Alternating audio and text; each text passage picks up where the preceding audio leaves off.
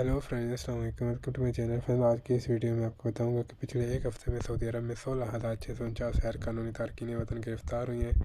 Saudi अरब में गुज़श्ता हफ्ते 16,649 गैर कानूनी तारकीन वतन गिरफ्तार हुई हैं। सऊदी प्रेस एजेंसी के मुताबिक ये गिरफ्तारियाँ 16 मार्च से 22 मार्च 2023 के दरमियान हुई हैं।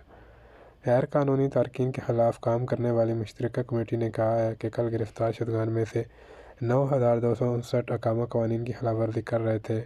4,899 गिरफ्तार शुदगान सरहदी कवानीन की खिलाफ वर्जी के मुर्तकिब थे, जबकि 2,491 तारकीन लेबर कवानीन की खिलाफ वर्जी में मुलविस थे।